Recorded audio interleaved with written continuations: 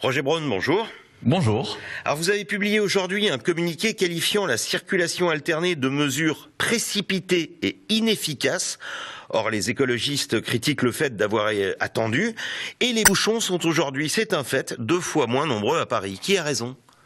Oui, et ce qui est évident, c'est que à Paris aujourd'hui, on circule mieux, d'autant plus qu'un certain nombre d'automobilistes ont choisi de rester chez eux et de prendre des RTT. On avait déjà connu ça il y a une quinzaine d'années, lorsqu'il y avait une première journée de circulation alternée.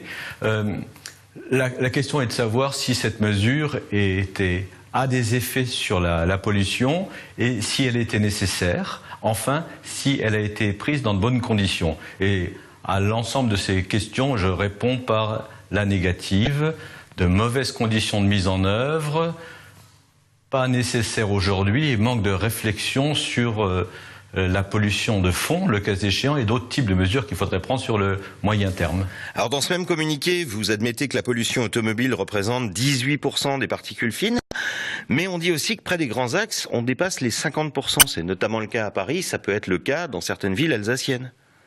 Oui, ce dont on se rend compte d'abord, c'est que le nombre de particules fines en circulation dans notre atmosphère a baissé de 40 à 50% sur les 20 dernières années. C'est des chiffres tout à fait officiels qui viennent des instituts de mesure. Et on a un peu de mal à l'imaginer, mais il faut savoir qu'en 2012, on a changé le thermomètre parce qu'il n'y avait pratiquement plus de jours où où le seuil d'avertissement était franchi, et donc on est passé, donnez-moi des techniques pour un instant, on est passé d'un seuil de 80 microgrammes par mètre cube à 50 microgrammes. Alors il est atteint plus souvent et on peut décréter plus souvent la présence de pollution.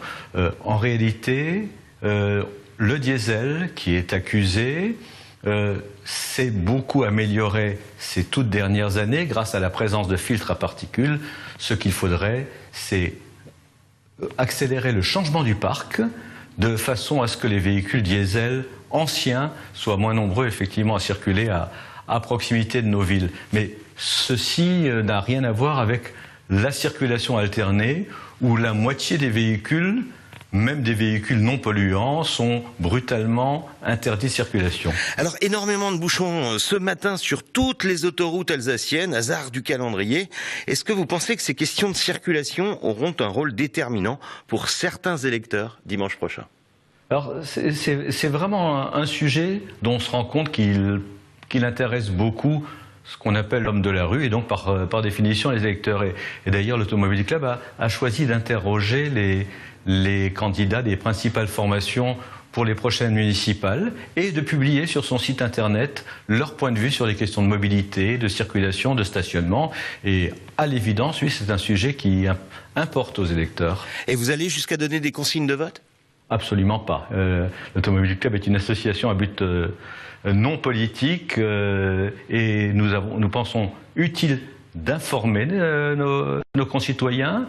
Nous pensons utile de faire connaître aux différents candidats nos points de vue en matière de mobilité, mais en aucune façon nous n'allons donner des conseils de vote.